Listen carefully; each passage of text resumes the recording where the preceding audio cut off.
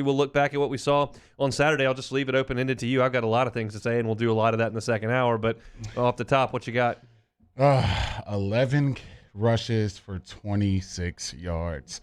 That's just been our Achilles heel all year. When you get in these tough SEC battles, you're going to have a run game. And I know I've said it time and time again, but that is just inexcusable. I don't know what we're doing. I don't know why we can't get anything going in the run game, but we're going to continue to see this year, week in and week out. If we continue to put out rushing performances like that, you put so much pressure on your quarterback to play out of this world, which is what Bo Nix came in town and did, man. I did not expect that from Bo Nix. You got to tip your cap to him. Took care of the football, used his legs to extend plays, and he made some big-time throws, and he used his legs when he needed to as well. So you tip your cap to those guys, but that is just an inexcusable loss at home, especially when you're up 19-10 and controlling that game. It's just – you got to find a way to close out that football game. They should have won the game. I'm sure if you turn on Sports Talk Radio in Montgomery or Auburn today, they'll talk about the heroics of Bo Nix and the tremendous call that busted the 44-yarder to get him down there for the game-winning drive, and the defense's great job bottling up the LSU run game, and all that's fine and dandy, and it's all well and good. But LSU should have won this football game. There are a number of things that happened that shouldn't, and you end up giving it away. I mean, you control the game. It's 10-0. You got a chance to go up 17-0. You settle for a field goal. You settle for 2 field goals when you're inside the Auburn 10 because you can't run the ball and you can't do things to help you in the red zone. And then, one of those is a 4th and 1 that you're going to go for, and you take a timeout because you can't get the play in, and then you come out and then you jump off sides and you back yourself up to 4th and 6, so you got to kick it. So 2 times you settle for field goals inside the 10. One time you didn't want to – it was the end of the first half, and I get the situation, but you've got the best kicker in the country. Let's trot him out there for the 58-yarder. He's got the leg to get it. He's better than a 50-50 shot from there. And they decided to punt it and probably shot yourself in the foot for 3 points there. Deion Smith, I think, can make that play for a touchdown catch in the corner of the end zone. He doesn't make it. And then you're not able to get Bo Nix on the ground time and time again. That's a kid, out there making plays. He's a heck of an athlete. We knew that. Does a lot of things off schedule for him and generally doesn't turn the ball over when he does it. But none of that stuff is in the game plan. It's just out there running around playing schoolyard ball. And he gets it done. At this point, LSU is who they are. We thought maybe when you left UCLA, maybe that's a 10 or 11 win UCLA team. We just don't know yet. It's not. They've lost twice now. Maybe they'll get the offensive line healthy and back, and then they'll be able to move some people around. No, they can't run it. They can't run it at all. And you're still disorganized, trying to get plays in, and you're having to burn timeouts constantly. You're up against the clock constantly. It's not getting better in those regards. And so that's time and time again, we called it a fatal flaw. I did, at least. I called it a fatal flaw not being able to run the ball. It is. It's going to cost them more games. Because if you cannot run the ball, you allow the defense to pin their ears back and get after it moving up the field. And yes, LSU, because they're so talented on the outside, Butte is a star. Besh is becoming a heck of a go-to guy. Brian Thomas made some plays. You'll continue to see more of Malik Neighbors. Deion Smith's not going to drop many of those touchdown passes. And Max is pretty good. So they will continue to score some points. It won't be a total whitewash on offense, but you won't be able to do enough.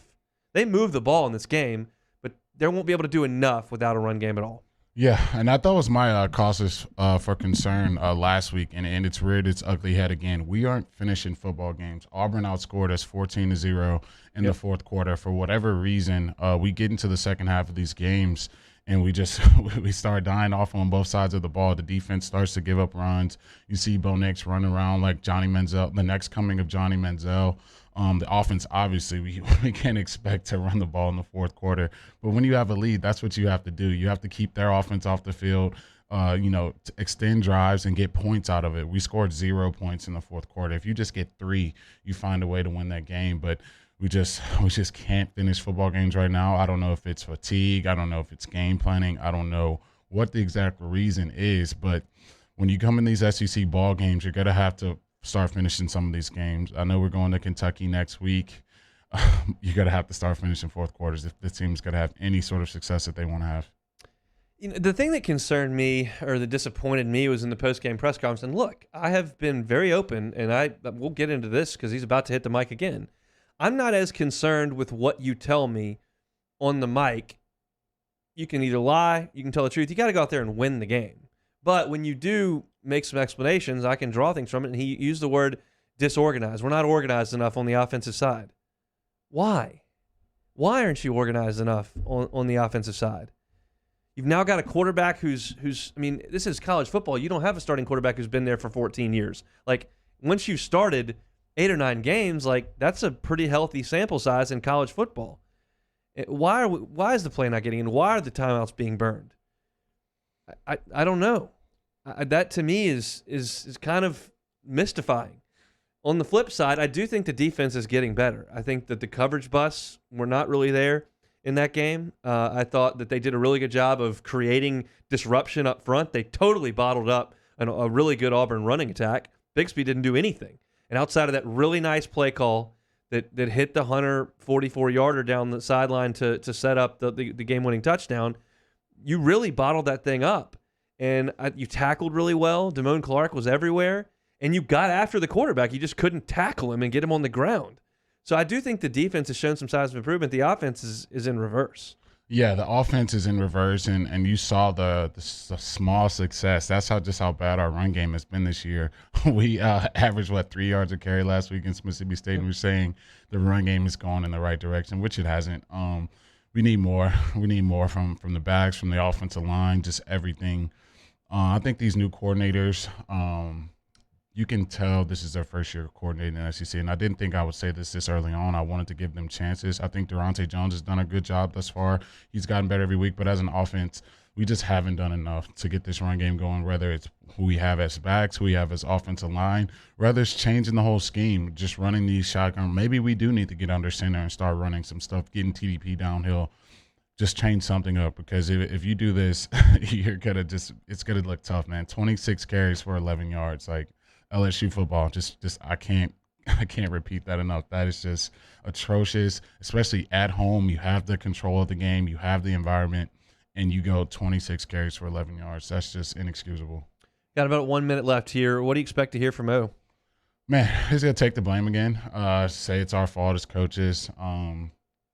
Try to, to take the blame off the players, say we have to do better to put them in position to win. I figure that's what he's going to say, but you can keep saying that, but until you go out there and change those results, it's really not going to mean much. So I figure Coach O will say that, but I think, we're going to have to get this thing turned around, because there's no way you should have lost that game, being up almost 10 points at home and really just controlling that game and finding a way to lose that. That's just crazy to me.